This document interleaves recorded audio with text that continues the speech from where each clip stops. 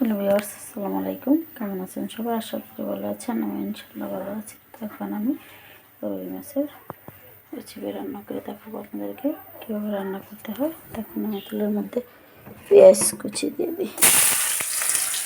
পেঁয়াজ কুচি দিয়ে দিলাম। রান্না করবো তো অনেকগুলো পেঁয়াজ কুচি লাগবে, কারণ পুরোটা শুধু বোনাই খায়। ঢাকা শহরে তো শুধু সব ধরনের খাবার খায়, চলতো আসলে মাছ হাতের সবজি বলবো না খায়, ওটা হচ্ছে তার অনেক পছন্দ তরকারি ভুনা। তো এগুলি করতে কিন্তু পেঁয়াজ বেশি লাগে, পেঁয়াজের পরিমাণটা বেশি দিতে হয়, কারণ তরকারি না দিলে তো পেঁয়াজের পরিমাণটা একটু বেশি লাগে। পেঁয়াজ কিছু দিয়ে দিলাম। এখন এটাকে আমি নাড়বো বাদামি কালার, তারপরে এটাতে মশলা দেখেন মশলা খাওয়াটা কিন্তু বাদামি কালার হয়ে গেছে। এখন আমি এর মধ্যে পানি অ্যাড করে দিয়ে নেব, নাহলে কিন্তু ফাঁকি পড়ে যাবে।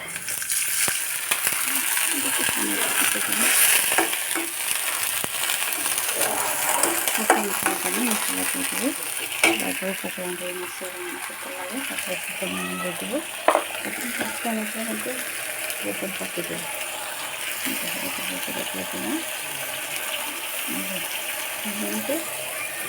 লবণটা কিন্তু অল্প দেবো, কারণ পরে কিন্তু লবণ দিতে হয় দেখে সবসময় মশলাটা করতে মশলাটা বেশি লাগে, কারণ এটা করতে পরিমাণটা একটু বেশি। তারপরে দিয়ে মরিচের সাথে অ্যাড করে দেবো, যেরকম রাখবেন সেরকম দিয়ে দিয়ে দিলাম। মশলাগুলো তারপর সেরকম নেড়ে হালকা সাথে নেড়ে সেদ্ধ করে তারপর কিন্তু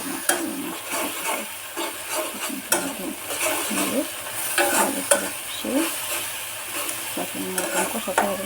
মাছগুলো কিন্তু টেস্ট হবে। এই তেলের পরিমাণটা বেশি দিতে পারবে, কোনো শুকনো বানা করবে সেই পরিমাণটা বেশি দিতে শুকনো বানা করতে গেলে টেস্ট হবে। এখন মাছটা কষে গেছে, তরকারি হয়ে গেছে। এখন এটিকে মাছ পরিবেশন করে মাছটা দিয়ে দিলাম। মাছ তখন হালকা নেড়ে তারপর তখন জল দেব,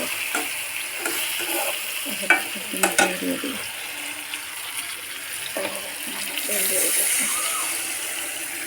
বড় মাছ তো বোনা হইতে একটু জল লাগবে। দিয়ে দিলাম, আমি ডেকে দেবো।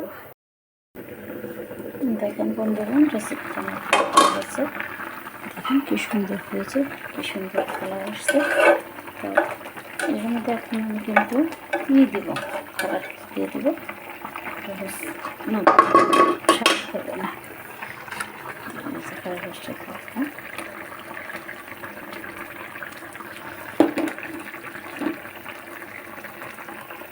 দিয়ে দিলাম কাগজটা এটার মধ্যে। এখন আমি এটাকে আবার একটু ডেকে দেবো, তারপর ধনে পাতা কাঁচামরিচ কুচি দিয়ে এটা এখন আমি এটাকে লবণের পরিমাণটা দেখে নিই, লবণ কীরকম হয়েছে, দিতে হবে কিনা, হালকা একটু দিতে হবে।